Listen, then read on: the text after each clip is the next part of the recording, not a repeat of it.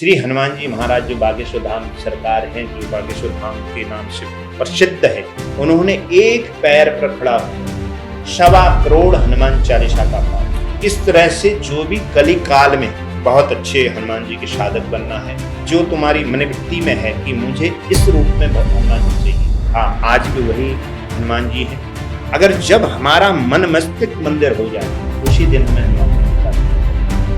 इस कलिकाल में बहुत जल्दी आपको चमत्कार को नमस्कार करना है, तो पहले अपने आप को आपको सुरक्षित करना, और जिसके अंदर जिज्ञासा, ब्रह्म को जानने की जिज्ञासा जिसके अंदर है, वही अध्यात्म। तभी नौजवान पीढ़ी को एक संस्कार दे, क्योंकि संस्कारहीन है। संस्कारहीन तो आज वृद्ध माता पिता क्यों वृद्धाश्रम, कोई ऐसा प्राप्त नहीं है दुनिया में, ऐसा आदमी नहीं है जो सर्टिफिकेट दे कि मैं इतने वर्ष बचूंगा। भगवान के इसके आगे मस्तक है। जो नाम जापक रहेगा, कहते हैं अष्ट सिद्धि नौ निधि उनके चरण कदमों पर आ जाते हैं। हम सिद्धि पाने की देर दौड़ते हैं, लेकिन जब नाम जाप करेंगे सारी सिद्धियां हमारे पास।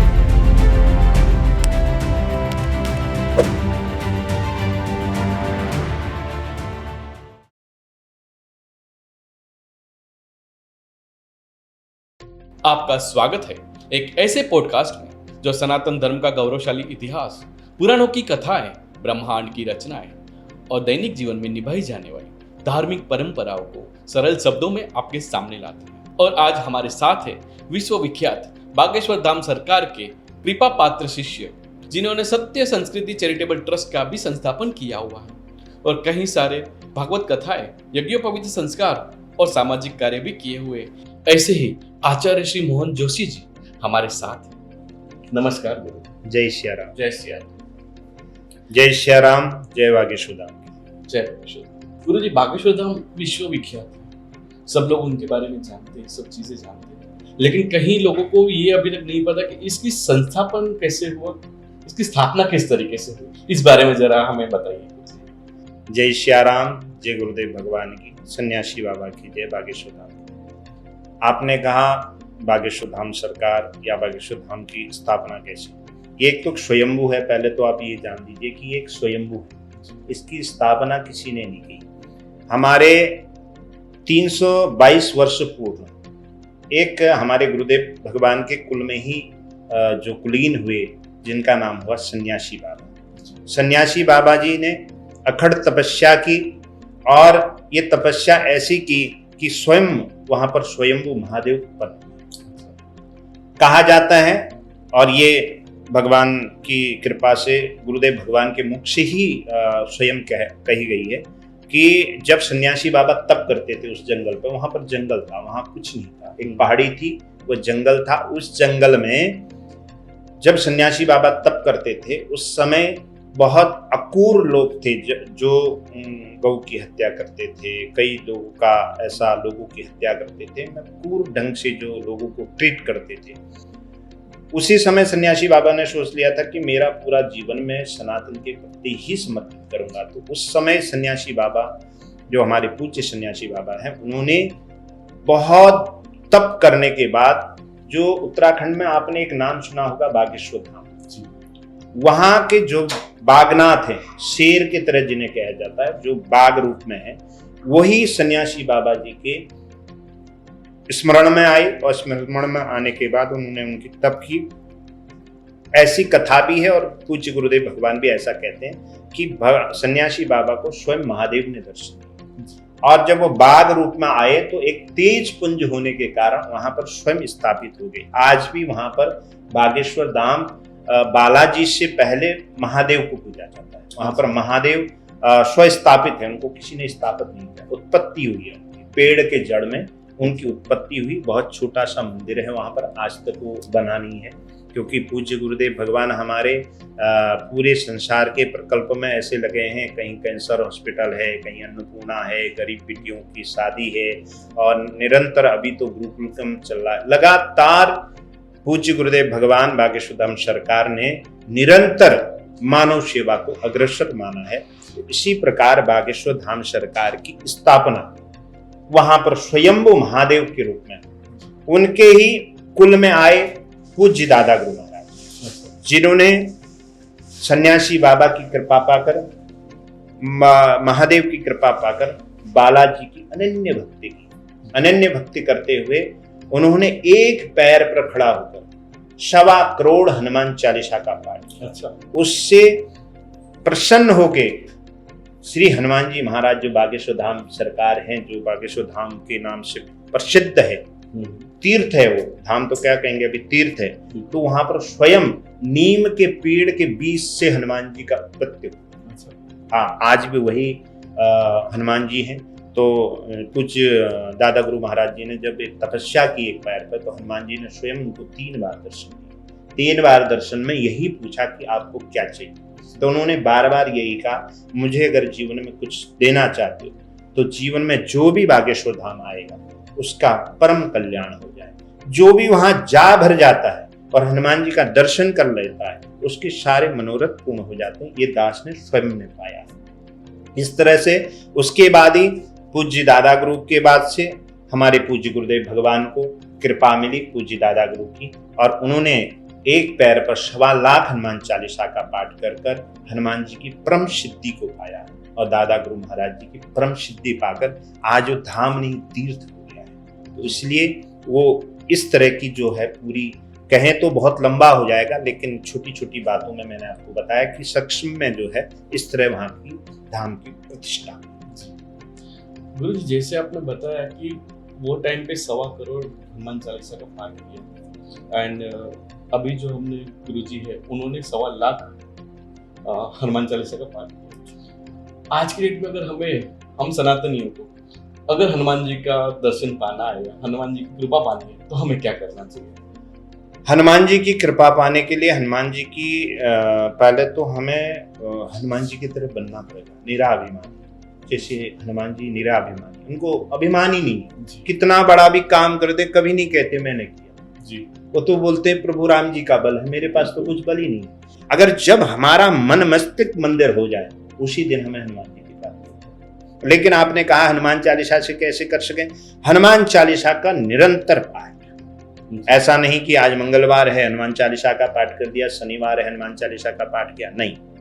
हनुमान जी को प्रसन्न करना है तो निरंतरता, मतलब स्थिरता होनी चाहिए। स्थिरता मतलब आप रोज एक नियम बनाओ कि मुझे इस दिन से इतने दिन तक हनुमान चालीसा का पाठ करना, और पाठ भी संकल्पित हो कि आप किसके लिए कर रहे हैं। आप अपना नाम बोलें, अपना गोत्र बोलें, कौन से स्थान में कर रहे हैं वो बोलें, और वो हनुमान जी के सामने संकल्प छोड़ो। खूब हंसते लाल वस्त्र पहने, एक लाल आसन ले लें, हनुमान जी का विग्रह सामने हो सके तो पंचमुखी हनुमान जी हो तो और अच्छा है, क्योंकि पंचमुखी हनुमान जी का एक रूप तांत्रिक हनुमान जी, जिनको पंचमुख के नाम से जाता है। इस तरह से जो भी कली काल में हनुमान जी की, या तो ब्रह्म मुहूर्त में या रात्रि काल, इस उपाय को करेगा, 41 दिन के अंदर हनुमान जी को निश्चित किसी न किसी रूप में दर्शन देते हैं, या तो वृद्ध के रूप में,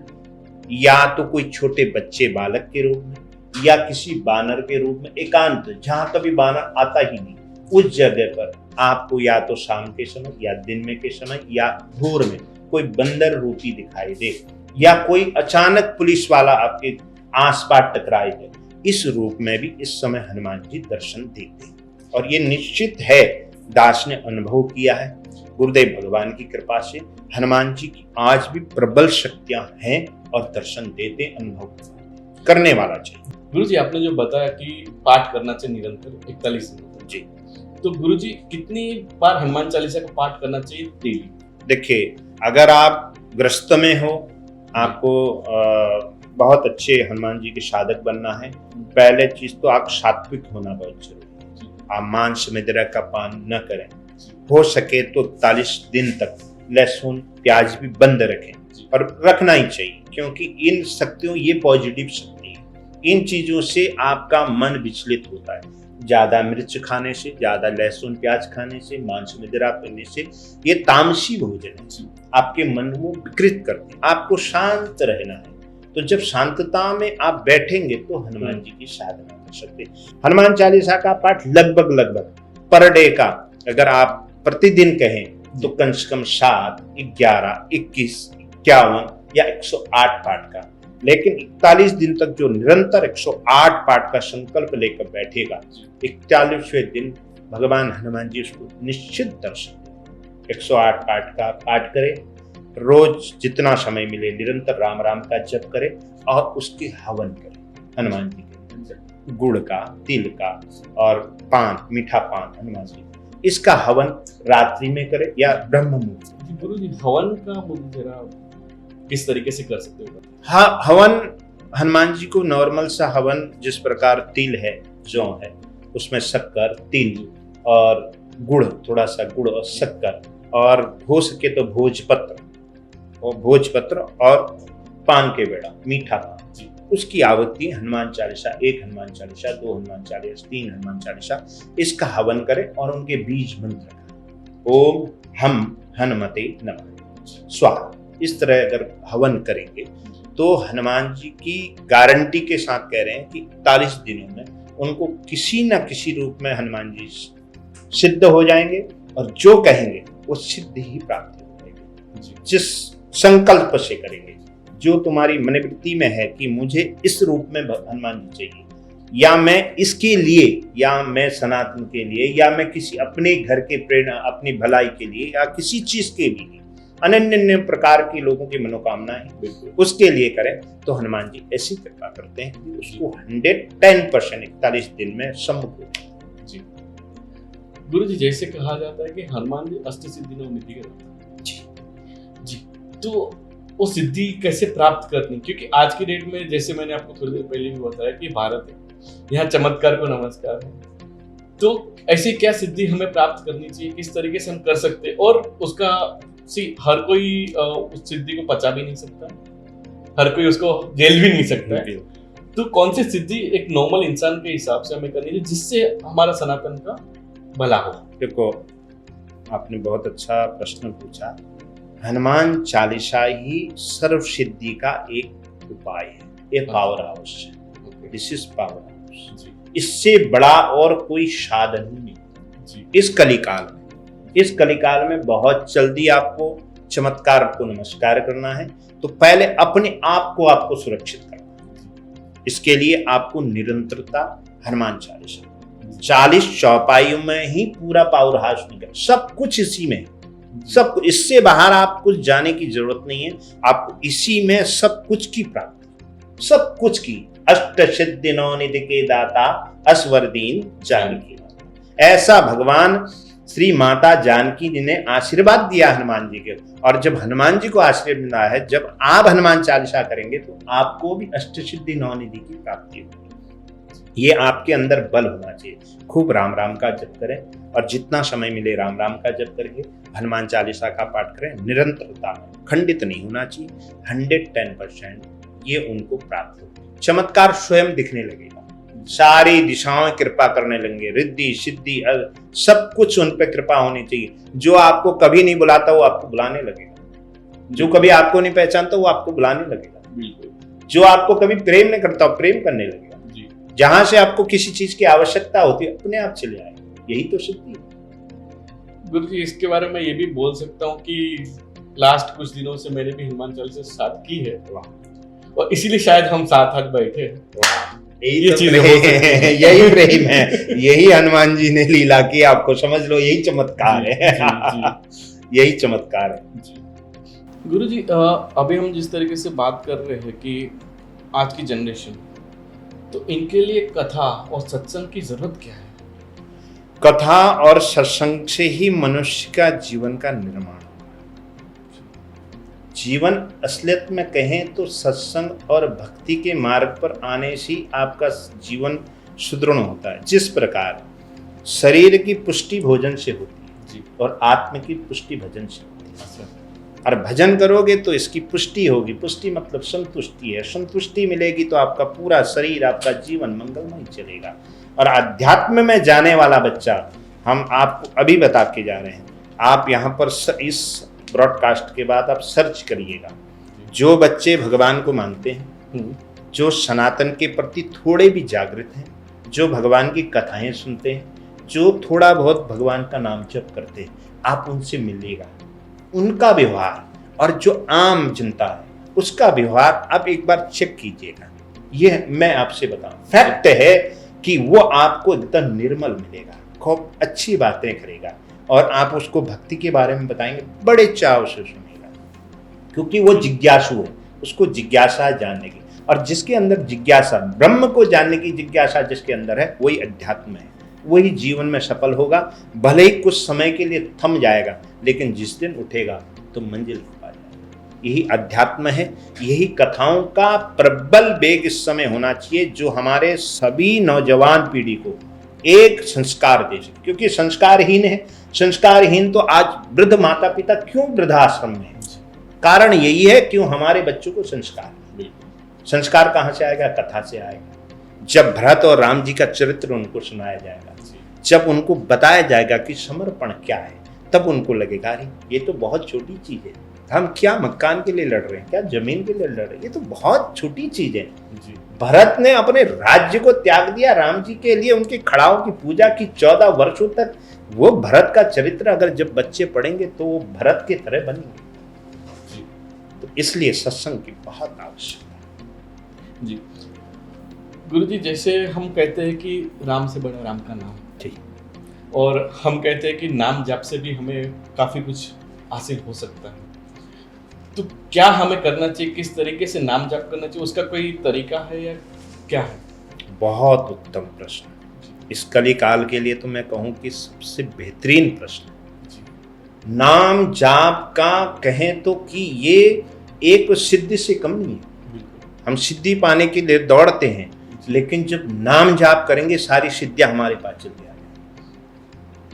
जो नाम जापक है उसको सिद्धि के लिए कहीं नहीं जाने की जरूरत है, कोई साधन करने की जरूरत नहीं।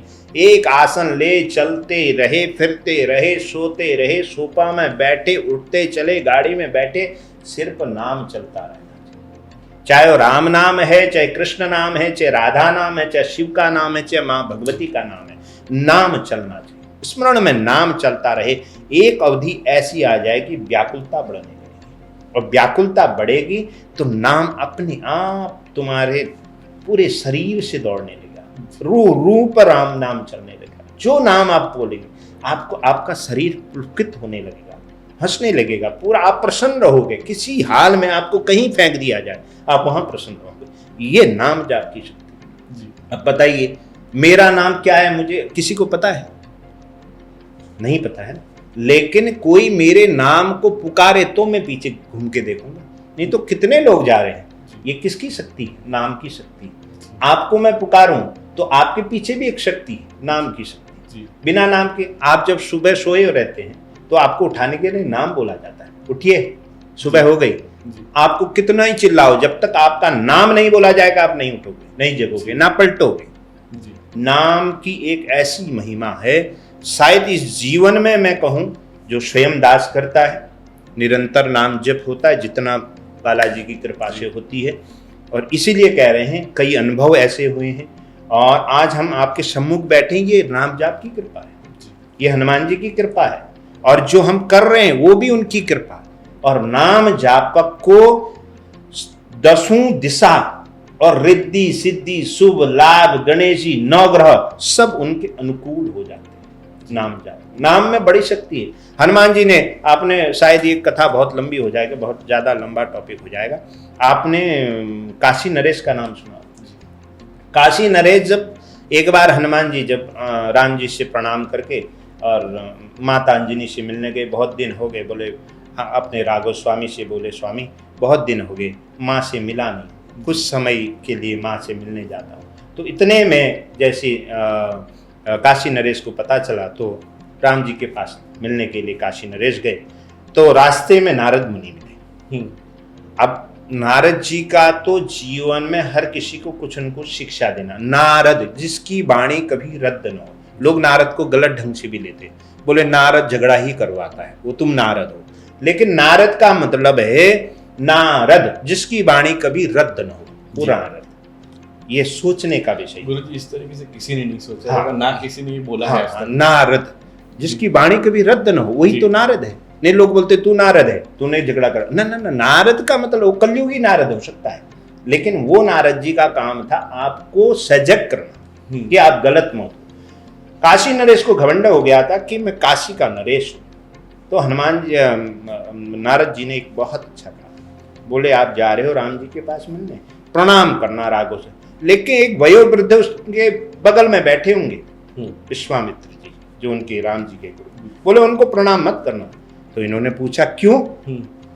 उन्होंने पूछा कि नहीं नहीं, इसका उत्तर आपको बाद में मिल जाएगा। कई लोग बोलते हैं ना, ऐसा मत करना, ये करना, बाद में मिल जाएगा। तो ऐसा ही नारद जी ने बोला। तो काशी नरेश थे, उन्होंने भगवान को प्रणाम किया और बगल में कुर्सी में बैठ गए। लेकिन गुरु तो गुरु है जी। गुरु का मन में ठेस पहुंच गई और जैसे ही सभा संपन्न हुई, प्रभु के पास गए, बोले आप तो मर्यादा पुरुषोत्तम हैं, लेकिन आपकी सभा में मर्यादा को उल्लंघन हुआ। राघव जी ने प्रणाम किया, बोले प्रभु गुरुदेव, हमसे क्या ऐसी त्रुटि हो गई जो हमें इतना बड़ा पाप लगा? बोले काशी नरेश आए थे, आपको प्रणाम किया, लेकिन आपके गुरु को प्रणाम नहीं किया। इतने में भगवान की भ्रुकुटी झुक गई, पूरे आंख ऊंचे हो गए, भ्रुकुट लकलकाने लगे। भगवान ने तुरंत 3 अमोघ बाण निकाल दिए।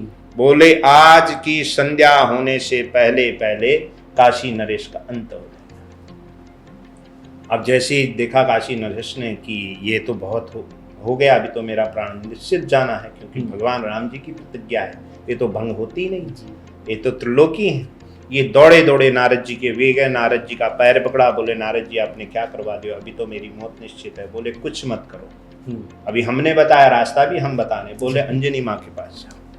ये अंजनी माता के पास गए, अंजनी माता का पैर पकड़ा, बोले माँ, रोने लगे। तो माता ने पूछा क्या प्रॉब्लम है, क्या तुमको चाहिए, क्यों रो रहे हो? बोले हमसे बहुत बड़ी गलती हो गई। बोले एक, उन्होंने नाम नहीं बताया, प्रभु राम जी के प्रतिज्ञा है कि हम तुम्हें संध्या काल होते होते मार देंगे। तो बोले एक ऐसे व्यक्ति ने, हमें संपन्न व्यक्ति ने कहा है कि संध्या होते होते आपका अंत कर देंगे। तो बोले माँ, आपके चरणों में आया हूँ और शरणागत की रक्षा करना आपका धर्म है। माता ने बोला चलो ठीक है, हम आपकी रक्षा करेंगे। बोले नहीं नहीं, ऐसे नहीं होगा, आप 3 बार संकल्प करो कि हमारे सामने, कि मैं प्रतिज्ञा करती हूँ कि तुम्हारी प्राण की रक्षा करूँगी। माता तो निर्मल मन की है, ममत्व है। माँ ने कहा ठीक है, आप चिंता मत करो। 3 बार बोला मैं आपकी प्राण की रक्षा। इतने में हनुमान जी आ गए। हनुमान जी ने माँ को प्रणाम किया, बोले माँ आपके बहुत दिनों के बाद दर्शन हुए, बड़ा मन विचलित था कि आपसे दर्शन हो। लेकिन माँ तो चिंतित में थी। जैसे नरेश ने बताया कि राम जी की प्रतिज्ञा है, ये तो व्याकुल हो गई। जिस इष्ट का नाम हर समय माँ जप रही है, उसी से उनकी प्राण की रक्षा ले ली। जिस इष्ट के लिए वो सब कुछ समर्पित है। इतने में हनुमान जी है, हनुमान जी को माता अंजनी ने जो है सब कुछ बता दिया। तो सब कुछ बता दिया तो हनुमान जी बहुत व्यतीत हो गए। बोले मेरे स्वामी की प्रतिज्ञा। बोले माँ आपने क्या कर दिया? बोले बेटा, शरणागत का आया हुआ हमारा धर्म है उसकी रक्षा करना। अब मेरे बेटे हो, आपने संकल्प दिया है कि माँ आप जो कहोगे मैं उसके लिए तैयार हूँ। तो आपका धर्म है कि शरणागत की रक्षा करना। तो हनुमान जी ने कहा ठीक है, मैं आपका वचन निभाऊंगा। तुरंत हनुमान जी ने काशी नरेश को लेकर अयोध्या गए। अयोध्या में काशी नरेश को बोला आप एक काम करो, माँ पवित्र जो सबको तारण करने वाली सरयू माँ है, उसमें कमर तक डूब जाओ और कमर तक डूबकर राम नाम का जप शुरू करो। यहां से जैसे ही काशी नरेश ने राम, विश्वास नहीं था राम नाम, आज जप पे ही बात हो रही है, नाम जप में कितनी शक्ति है, तो इनको भरोसा नहीं था। ये जपने लगे, बोले अमोघ बाण आएगा, यहाँ से आएगा, वहां से पे। लेकिन हनुमान जी ने इनको बोला है कि छोड़ना नहीं, छोड़ोगे तो मौत निश्चित है, तो ये तो मरे क्या न करे। तो इन्होंने लगातार सुना। वहां हनुमान जी राघव सरकार के पास गए, बोले आज मैं एक वर मांगना चाहता हूँ। तो राम जी ने कहा कहिए। मैं तो चाहता हूँ कभी तो आप कुछ मांगो, कभी तो मांगते नहीं जी।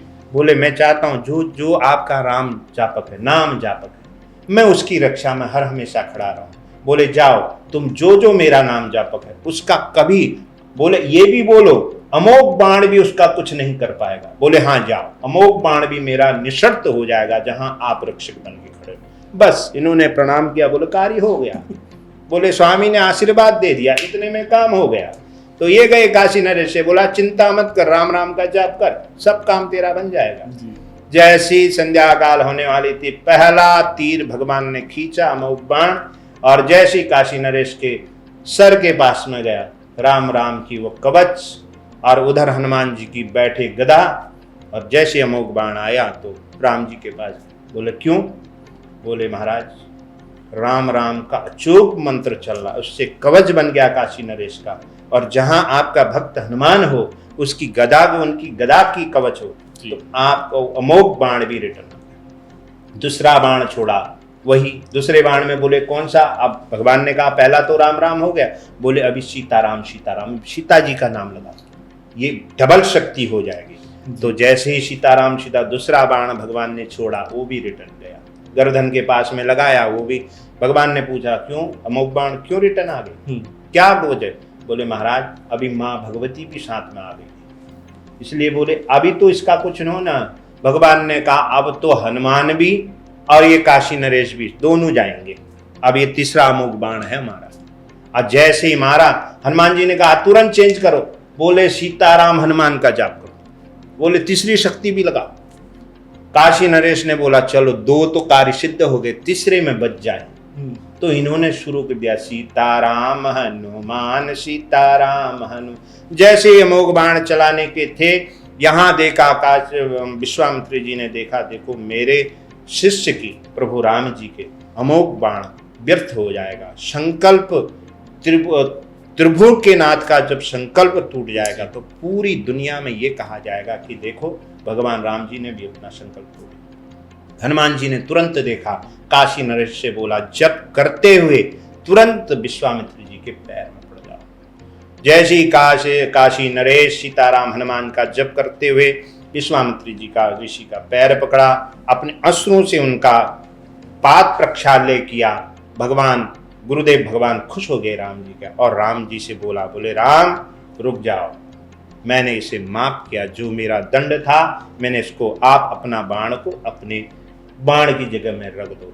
तो ये इतनी बड़ी व्याख्या है कि राम नाम की जाप में, नाम जाप से बड़ी कोई शक्ति ही नहीं है। भगवान के इसके आगे मतमस्तक है। जो नाम जापक रहेगा, कहते हैं अष्ट सिद्धि नौ निधि उनके चरण कदमों में आ जाती, भगवान खुद उनकी आराधना करने लगते। देवता जी, सारे देवता आराधना करते हैं कि देखो कितना पवित्र है, इसको तन मिला है, ये भगवान का नाम जप, लेकिन हमारे पास शरीर नहीं, हम कुछ कर नहीं सकते। इतनी बड़ी शक्ति है राम नाम। तो राम नाम, कोई भी नाम जप करे उसको सर्व सिद्धि प्राप्त हो सकती है, सर्व सिद्धि। करके देखें, हम तो कह रहे हैं कि जो करेगा, नियम पालेगा, नियम से करेगा, लगभग रोज का 10,000 नाम जप होना चाहिए। 10,000 11,000 का नाम जाप होना चाहिए। इससे अधिक भी कर सकते हैं लोग, 25-25 हजार भी करते हैं।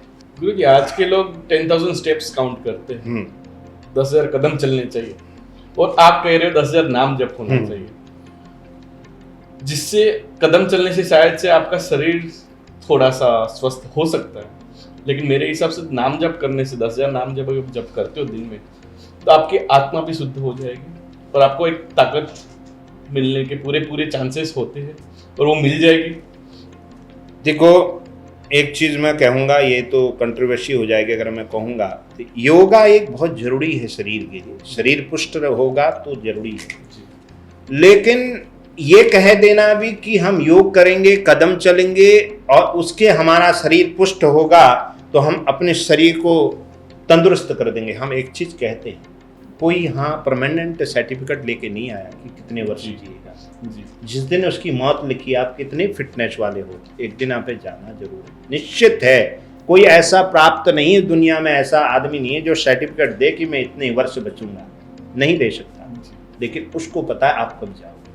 लेकिन मेरा कहने का मतलब है शरीर फिट तो रहना ही चाहिए जी। हम तो कहते हैं, देखो हम भी फिट हैं, हम तो कहीं सच में कहें, हम तो थोड़ा बहुत जो चल लेते हैं वही चल लेते हैं, ज़्यादा हम योगा वगैरह तो करते नहीं। सच में हम अपनी बात करें, हम किसी को नहीं कह रहे हैं कि कोई न जाए, करे, सब लोग करें। हम, क्योंकि हमें उतना समय नहीं मिलता, हम बालाजी की सेवा करते हैं सुबह से ब्रह्म मुहूर्त से, उसके बाद हम जप करते हैं। लगभग हमारा 25,000-50,000 डेली का जप है, लगभग हमारा 11 लाख नाम जाप हो चुका है। अभी तक का हम 11 लाख नाम जप कर चुके हैं, और इसी का कारण है कि हमें अनुभव हो जाता है कि कुछ अरिष्ट होने वाला होता है हम लोगों को, लोग हमारे पास आते हैं, गुरु जी हमारा समाधान दो, ये मुख से जो निकल जाता है वो सिद्ध हो जाता है। कल ही हमारे पास एक ऐसा केस आया कि किसी ने हमको बोला कि ऐसी सी हमारी माता जी की बहुत जो स्वास्थ्य खराब है, कुछ गुरु जी कर दीजिए। हमने कहा जाओ, हनुमान जी ऐसी कृपा करेंगे, उनका हार्ट का ऑपरेशन नहीं होगा। तो भगवान की कृपा, बालाजी की कृपा, गुरुदेव की कृपा, सन्यासी बाबा की कृपा और नाम जाप की कृपा से उनका जो है हार्ट का ऑपरेशन ही टल गया। ये बस क्या है, रिद्धि सिद्धियां आपके मुंह में हो जाती है, बस नाम जाप निरंतर होना चाहिए। देखो विद्वान होना बड़ी चीज नहीं है, आप शास्त्र पढ़ लो, वेद पढ़ लो, पुराण पढ़ लो, श्रीमद् भागवत पढ़ लो, श्रीमद् भागवत जी पढ़ लो, रामायण पढ़ लो, सुंदरकांड पढ़ लो, ये आप वेद पढ़ लो, पुराण पढ़ लो, आपको इसका ज्ञान हो जाएगा। अब कर्म, ये कर्म है, लेकिन आप उसके बाद भी भगवत के प्रति, भगवान के प्रति आसक्त नहीं, आपकी विद्या बेकार है, किसी लायक की विद्या नहीं। केवल भौतिक कर्मों के भोग के लिए वो विद्या को आप यूज कर रहे हैं, लेकिन ये ऐसी विद्या है जो आप दूसरों की भलाई करेंगे और अपना परम कल्याण करेंगे। इसमें तो आपका कल्याण होगा, परलोक भी आपका कल्याण होगा। और आप कह रहे शरीर, अब मैं, आप मेरे को देख लो, मैं कभी सच में कहूँ तो सबको पता है मैं कभी योगा वगैरह किया नहीं, और 10 जो भी चल लेता हूँ 10-20 कदम जब इधर उधर जाना होता है। हाँ, नाम जाप कभी नहीं छोड़ता हूँ, नियम हमारा है ब्रह्म मुहूर्त में, सुबह, दिन में, रात में लगभग 2-2:30-3 बजे तक जप करते रहता हूँ। और इसकी ही शक्ति है कि मेरे चेहरे में कभी सिसकन नहीं आती है, और मैं जहाँ भी जाता हूँ मुझे ना भूख लगती, ना प्यास लगती, ना कुछ लगती, मैं कई दिन तक भूखा रह सकता हूँ, कई दिन तक प्यासा रह सकता हूँ। ये मेरी आत्मशक्ति है, जिसके कारण वो जप के कारण शक्ति है। अब मैं ये नहीं कह रहा हूं कि लोग अपना शरीर बेकार करके, जबकि कल के दिन कंट्रोवर्सी हो जाएगी, नहीं उन्होंने योगा के खिलाफ बोल दिया, ना, हमने नहीं बोला। हम कह रहे कि आप अपना शरीर का ध्यान रखो, लेकिन ऐसा भी मत करो कि शरीर को बनाते बनाते भगवान को भूल जाओ। वो परम शक्ति है, चाहे कोई भी कहे, चाहे कोई भी कहे, ये शरीर जो हमारा चल रहा है वो नाम की ही कृपा से चल रहा है, नाम में बड़ी शक्ति। गुरु जी वो कहते हैं ना कि राम नाम लिखने से पत्थर भी तैर गए, हम तो फिर भी इंसान हैं। रावण ने एक बार, ये एक विनोद है जी, रावण ने एक बार सोचा कि देखो अपनी प्रजा को खुश करने के लिए, बोले वहां का राम राम लिखा हुआ पत्थर तर जाता है।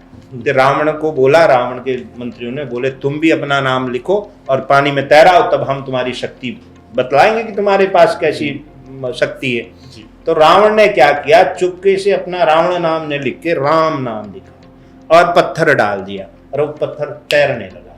तो रावण की अपनी जनता को बताया कि देखो मेरा जैसे वहां राम नाम है, यहाँ रावण है, ये भी तैर सकता। लेकिन जब सैनिकों ने देखा तो उसमें राम नाम का नाम अंकित था। तो रावण को पता चल गया, हाँ शक्ति तो है, लेकिन हाँ उसे पता था क्योंकि मैंने इतना अधर्म किया है, मेरी मुक्ति होनी चाहिए। उसने, उनको सब कुछ पता था रावण को कि मेरी मुक्ति का कारण प्रभु राम है, मैं इनसे जानबूझ के उलझ रहा हूं, लेकिन मेरा परम कल्याण मोक्ष इन्हीं से होना है, इसीलिए मैंने इनसे झगड़ा दिया। नहीं तो तीनों लोगों का ज्ञाता है महाराज, उसको पता नहीं प्रभु राम जी स्वयं नारायण है, और वो कह रहे कि ए वनवासी, उसका कहने का मतलब है उठाओ, और जब मेरा मोक्ष मुझे चाहिए तो प्रभु राम ही दे सकता है, दूसरा कोई नहीं दे सकता। और ये रावण भी जानता है कि महाबलवान हनुमान जी जिसके साथ में है वो कभी पराजय नहीं हो सकता।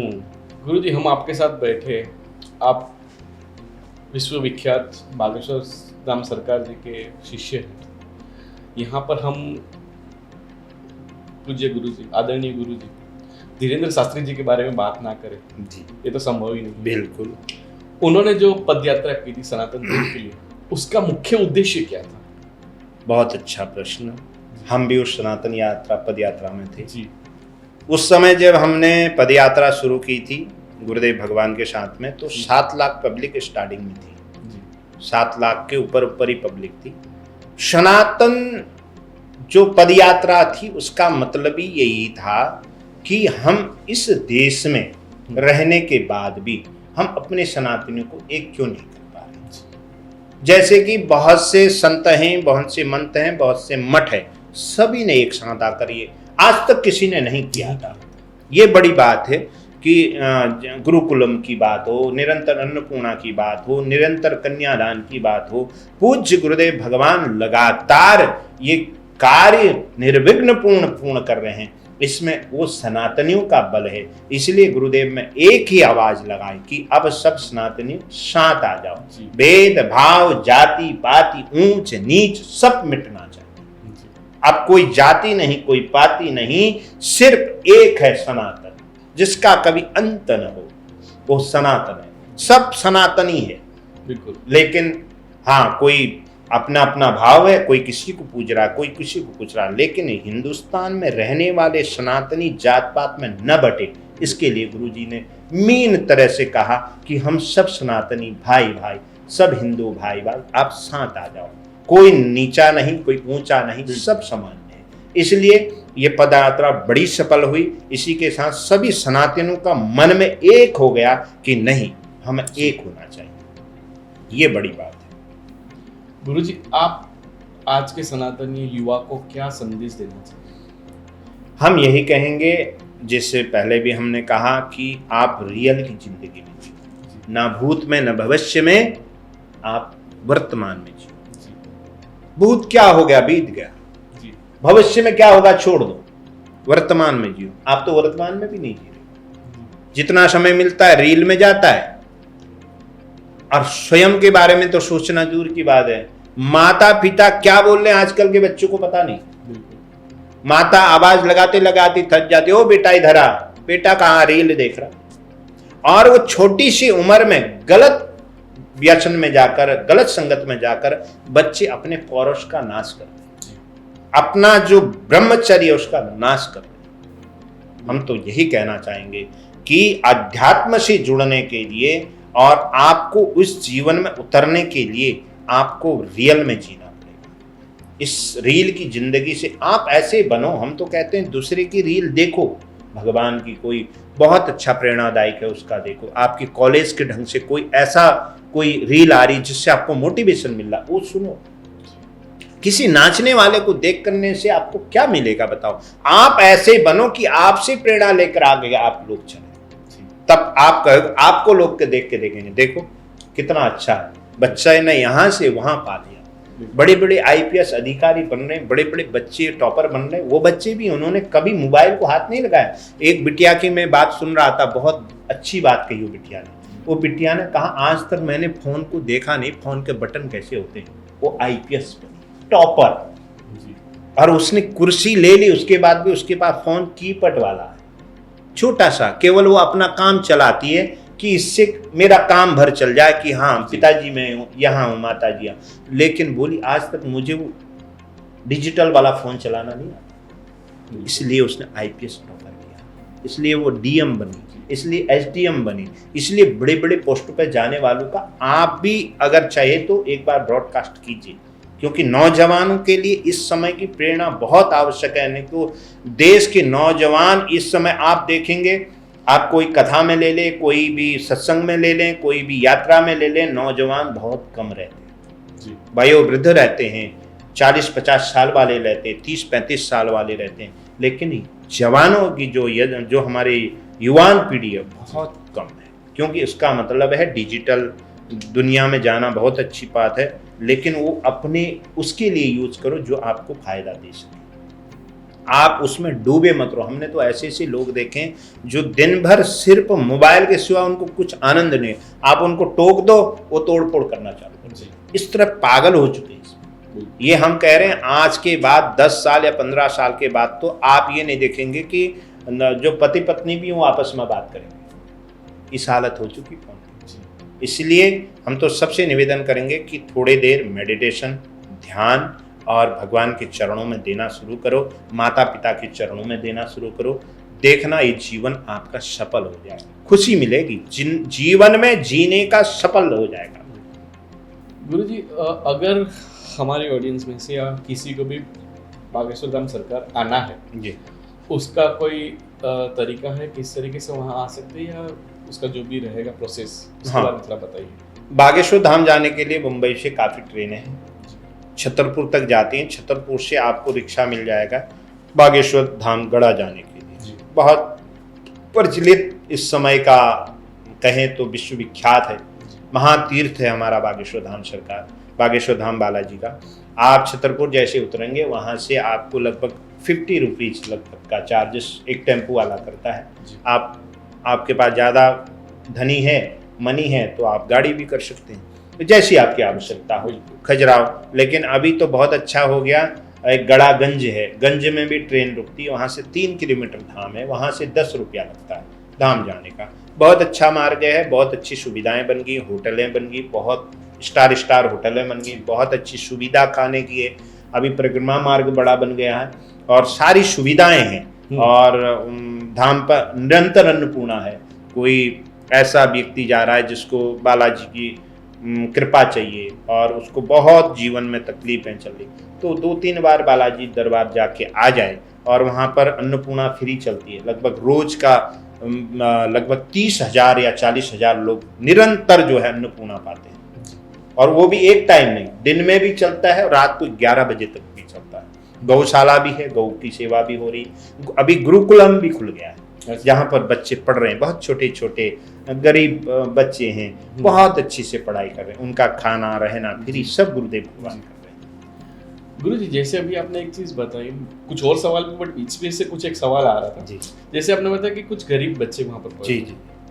गुरु जी, मेरा पर्सनली एक ऐसा सपना है कि हम अमीरों के लिए ऐसा गुरुकुल बनाए, बिल्कुल, जहाँ अमीर लोग आके पढ़े। ये आपने बहुत अच्छा प्रश्न कर दिया। इसी सोच के साथ सत्य संस्कृति चैरिटेबल ट्रस्ट, जिसका लोगों ने मुझे संस्थापक बोल रखा, मैं संस्थापक तो अपने को बोलता नहीं हूँ, मुझे सेवादार हूँ, मैं सेवा करता हूँ। मैंने सोचा है, हमने सोचा, हमारे ट्रस्टों ने सोचा है, लगभग हमारी 40 ट्रस्टी हैं, उन्होंने, हमारे सचिव लोकेंद्र ओझा जी हैं, ट्रेजरर ललित मेहता जी, और शुभम जो हमारे ट्रस्टी में बहुत अच्छे कार्य करते हैं, शुभम मिश्रा जी हैं, पवन प्रजापति जी, बहुत अनेक लोग हैं जो बहुत अच्छा कार्य कर रहे हैं। हमने सोचा है कभी अगर बालाजी ऐसी शक्ति हमें देंगे तो हम मुंबई में बड़े लोगों के लिए गुरुकुल बनाएंगे, एसी वाला, जिसमें पढ़े और पढ़ने के साथ शिक्षा सीखें। लेकिन इसके लिए धनी मनी चाहिए, जब भगवान कभी कुछ कृपा कर दे तो बड़े लोगों के लिए गुरुकुल भी बनाए, और गुरुजी भी बना रहे हैं। गुरुजी ने भी कहा है स्टार 3 स्टार तक का गुरुकुलम बनाएंगे, विदेश के लोग भी आके उसमें पढ़े।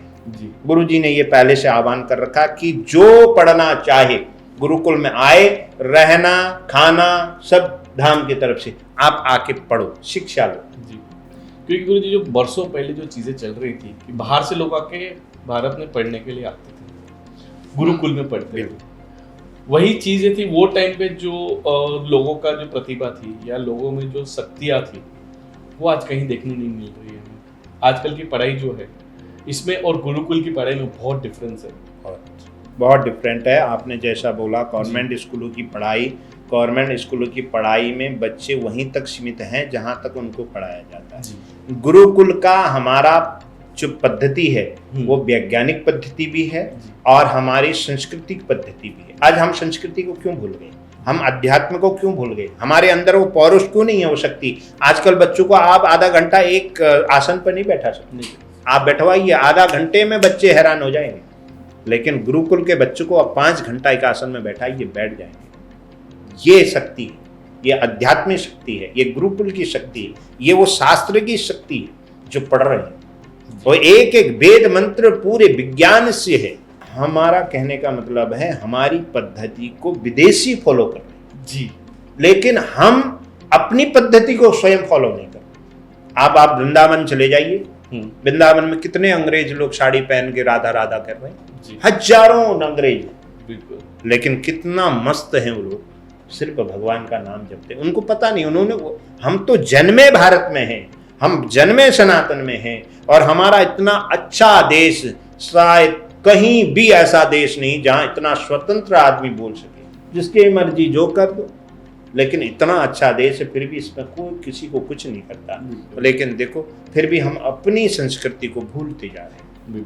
आज के बच्चों को पूछो, आप एक मंत्र नहीं पूछ सकते, एक रामचरितमानस का आप किसी को नहीं पूछ सकते। आप किसी को बोलो आप रामचरितमानस क्या है, कोई बताएगा? नहीं बताता, कोई बच्चा नहीं बताता। लेकिन जागृत करने की आवश्यकता है। रामचरितमानस इसको हमने एक दिन हम बैठे थे कहीं, हमने कई बच्चे बैठे थे 10-12, हमने कहा रामचरितमानस का उल्टा करो बच्चों, ऐसे ऐसे देखने लगे।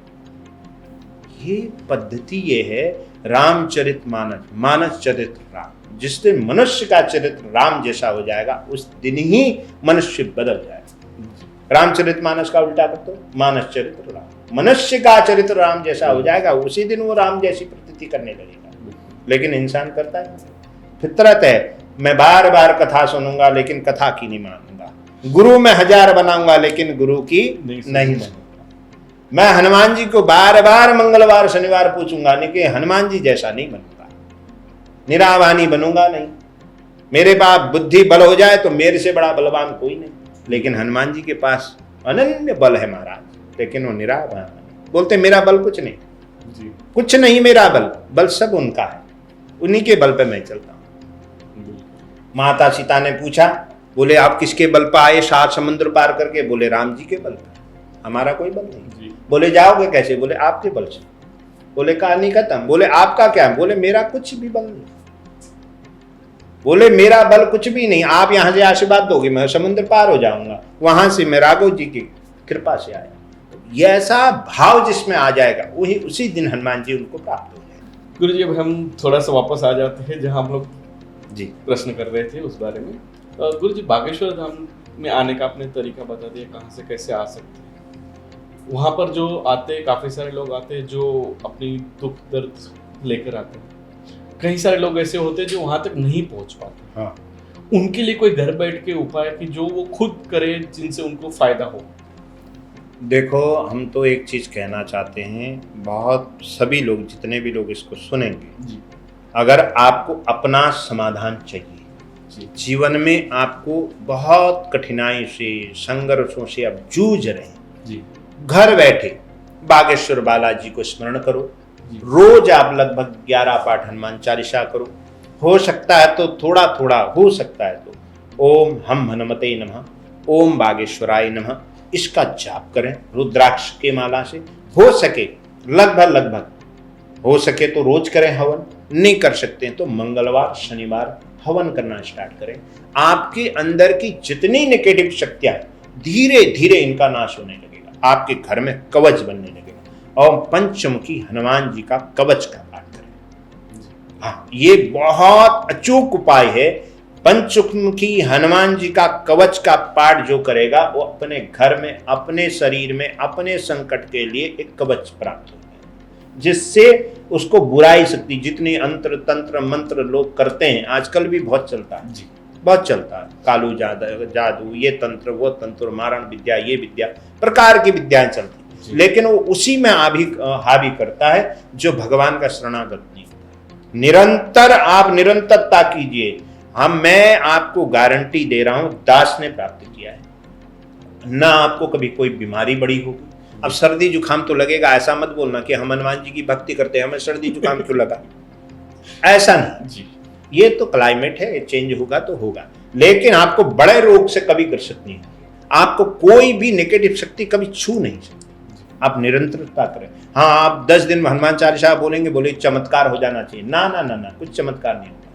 चमत्कार आपको निरंतरता करनी पड़ेगी। आप इसको 6 महीने 7 महीने 1 साल तक करो, आप इसका फल स्वयं पाएंगे। स्वयं कुछ नहीं करेंगे, आपको खुद अनुभव होने लगेगा, अरे ये काम मैंने सोचा और हो गया।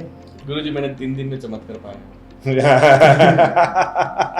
ये तो आपका विश्वास है। ये 1-1.5 साल पहले की बात है। हाँ, जब भी मेरे कोई रिलेटिव है, वो उनको एकदम ज़्यादा ही बीमारी हो गई थी, आईसीयू में चले गए थे। मैंने अंदर से सोचा कि मैं हनुमान चालीसा इतने टाइम से कर रहा हूँ, मैं 1 हफ्ते के लिए करना चाहता हूँ, और सिर्फ 7 पाठ किए मैं। तीसरे दिन जिनका बोलते हैं ना कि हिलना भी पॉसिबल है, उन्होंने आंखें खोली थी 1 दिन के लिए, मतलब थोड़ी देर के लिए देखा, फिर वापस जहाँ थे वहाँ पर। अभी वो ठीक है, लेकिन वो टाइम पे जो था वो क्रिटिकल थी सिचुएशन। लेकिन मैंने ये सोचा और ये हुआ, मुझे लग रहा है कि उसी वजह से हुआ था। ये देखिए, ये चमत्कार जी। आप लोग कहेंगे चमत्कार की बात कर रहे हैं, ये अंधभक्ति बात कर रहे हैं। हम तो कहते हैं अंधभक्ति मत करो। और ना किसी तांत्रिक के पास जाओ, बिल्कुल। ना किसी तांत्रिक ओझा के पास जाने की आवश्यकता है और ना तंत्र मंत्र करने की आवश्यकता है। बिल्कुल। आप जितना तंत्र मंत्र करेंगे उतने फंसते जाएंगे, जितने आप गलत विद्याओं पर पड़ेंगे उतना आपका जीवन बेकार होते जाएगा। जी। आप जितनी भी गलत चीजें करेंगे, देखो तंत्र किससे चलता है? तंत्र गलत चीजों से चलता है। आप वो उनकी लोक में जाकर उनको आप जगाते हैं, और जब उनको जगाएंगे तो कुछ न कुछ आपसे मांगेंगे, बिल्कुल बदले में। बिल्कुल। और जब आप उसको मांगेंगे तो आप उनको भोग दोगे, और भोग दोगे तो वो आपका काम करेगा। एक दिन ऐसा आएगा समय जिस दिन आप देने, क्योंकि ये चीजें तो क्या होती हैं, गलत चीजें गलती ही रास्ते पे लेके जाएगी। धीरे धीरे आप उसके आसक्त बनोगे, धन की अपेक्षा करोगे, और धीरे धीरे एक दिन ऐसा हो जाएगा यही आपका हावी होगा, और हावी होगा तो आपको कई जटिलता में ग्रहण करेगा।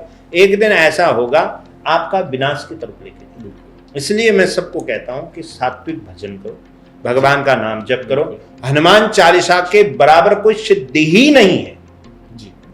पावर हाउस है हमारा, उसको कोई करे, उसका पाठ करे नियमावली से, अपना पवित्र भाव में रहकर, और हनुमान जी का विग्रह सामने रखकर, और निरंतरता से हवन करे, उसको सारे कार्य असाध्य कार्य पूर्ण हो जाए।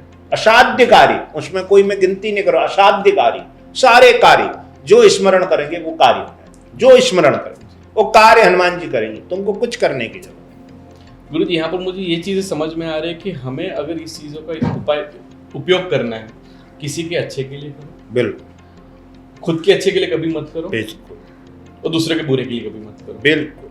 तो आपको जो चाहिए वो मिल सकता है, ऐसा मुझे लग रहा है। जीवन में हम यही कहना चाह रहे हैं कि आप हनुमान चालीसा से किसी का बुरा कर ही नहीं सकते, क्योंकि हनुमान जी किसी का बुरा करते ही नहीं, बिल्कुल, कभी नहीं करेंगे। हाँ, आप कोई बहुत ज्यादा परेशानी है, कोई किसी परेशानी में घिरा हुआ, आप उपाय कर सकते हैं। जैसे कोई बहुत बीमार है जी। एक बहुत अच्छी चौपाई है हनुमान चालीसा, नासे रोग हरे सब पीड़ा जपत निरंतर हनुमंत। इसको 108 बार जप करे, और जितने बार इसका रुद्राक्ष माला में जप करते रहे उतने बार तुलसी जल रखे, और तुलसी जल में उतने बार फूंक लगाते रहे जितने बार मंत्र चले।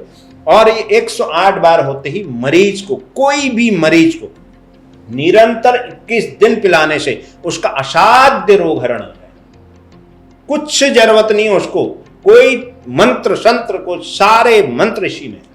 इसको 108 बार निरंतर करे, रोज उसको तुलसी जल का पान करवाए, 21 दिन में वो खड़ा हो जाए। ये शक्ति है, ये हमने करके देखा, स्वयं ने करके देखा। अब लोग करते हैं कि गुरुजी कुछ भी करके दे देते हैं। हम ना कोई जादू जानते हैं, ना हम कोई टोना जानते हैं, ना कोई हम ऐसा कोई मंत्र संत्र करते हैं, लेकिन हम इतना जानते हैं कि हनुमान चालीसा से असाध्य कार्य किए जा सकते हैं। इतना हमें प्रबल विश्वास है हनुमान जी है, और कई लोग इससे सही हो चुके हैं।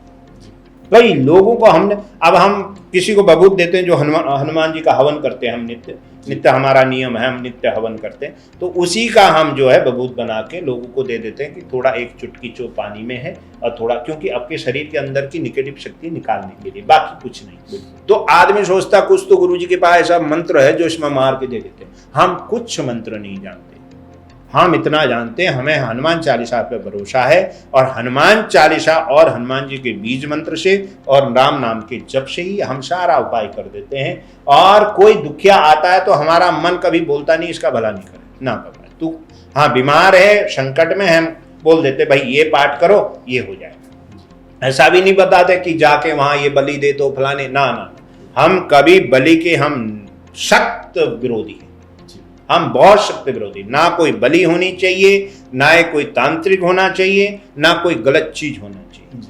हम जो तुम्हारे घर के आसपास से जो चीजें सांसारिक जीवन में है उसी को करवाते हैं, उससे असाध्य कार्य पूर्ण हो जाते हैं। गुरु जी, ये सब चीजें हम बता रहे थे, इससे मुझे एक चीज याद आ रही, बागेश्वर धाम सरकार में दिव्य दरबार है। ये दिव्य दरबार क्या होता है और वहाँ पर क्या क्या चीजें होती है? ये बहुत बड़ा प्रश्न है। दिव्य दरबार का मतलब है हनुमान जी का दरबार, सन्यासी बाबा का दरबार, प्रेतराज सरकार का दरबार, क्योंकि हनुमान जी का एक नाम है प्रेतराज, अच्छा, एक नाम है हनुमान जी का विचित्र वीर, एक नाम है हनुमान जी का केसरी वीर, एक नाम हनुमान जी का है सिंदूरी वीर, ये सारे वीर जो है कार्य करते हैं जी ये हनुमान जी के ही वीर हैं जो कार्य करते हैं। ऐसे ही बागेश्वर में भी बागेश्वर बालाजी की कृपा से भी विचित्र वीर भी कार्य करते हैं और जो वहां पर प्रेतराज सरकार है वो भी कार्य करते हैं, जो जिसको भूत बाता इत्यादि लग जाती है, क्योंकि हम अनेक प्रकार के वस्तुओं का भोजन करते हैं और उसी भोजन में हमें प्रेत की जो नेगेटिव चीजें, जैसे आप समझ रहे हो ये लाइट जली है जी ये बिना पॉजिटिव नेगेटिव के नहीं जली, नहीं इसमें एक वायर हटा दो सारा कनेक्शन बंद है।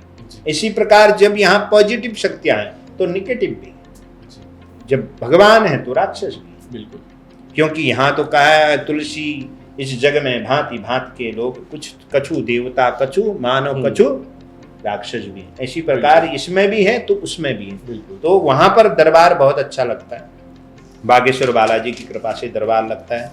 गुरुदेव भगवान को पूज्य दादा गुरु द्वारा बहुत अच्छी सिद्धि दी गई है।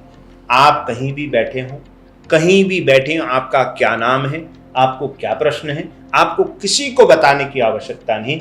गुरुदेव भगवान मंच से ऐलान करते हैं, जैसी उनको शक्ति बताती है, फलाने आदमी का फलाना नाम है, ये शर्ट पहने हुए हैं, ये आ जाए प्रश्न लेके।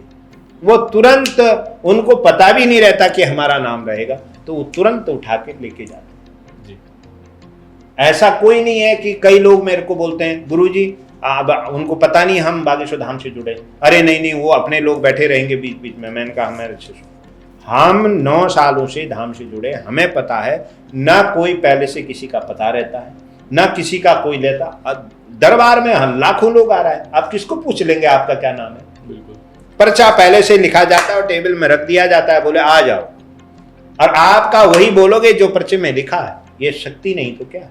यही अष्ट सिद्धि नौ निधि के दाता असवर दीन जानी, बिल्कुल यही कृपा है, यही हनुमान जी की कृपा है, यही सन्यासी बाबा की कृपा है। सन्यासी बाबा वही हुए जिन्होंने खूब साधना की है, उन्हीं की कृपा के बल का प्रताप है जो आज जो है बागेश्वर धाम में जो गुरुदेव पूज्य गुरुदेव भगवान दिव्य दरबार लगा। और वो दिव्य दरबार सच में वहां आप बेड भर जाओ तो ऐसा लगता है कोई शक्ति काम कर रही, मन शांत हो जाता है और बाहर की चिंताएं दूर हो जाती, कुछ सोचने को मन ही नहीं करता। और दरबार से बाहर निकलोगे तो फिर से माया घेर लेती है।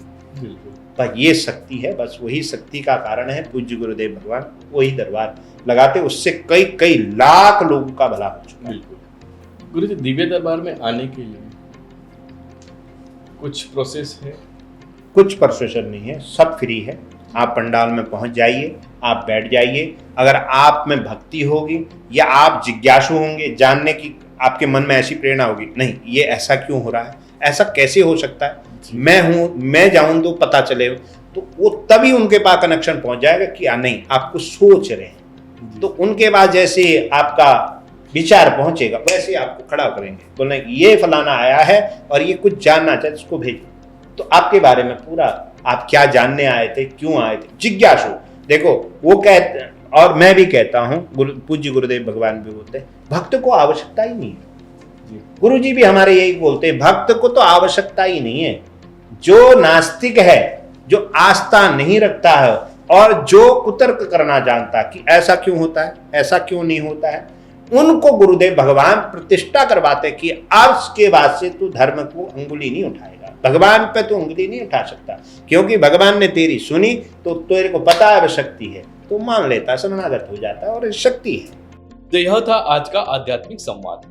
हमें उम्मीद है कि आपने ज्ञान की कोई नई किरण जरूर पाई और सनातन धर्म के बारे में कोई बात और भी गहराई से समझी। यदि आपको हमारा ये एपिसोड पसंद आया हो तो जरूर शेयर कीजिए और जुड़े रहिए हमारे साथ अगले एपिसोड, जहां फिर एक बार हम आपके लिए लाएंगे सत्य, श्रद्धा और शास्त्र का संगम।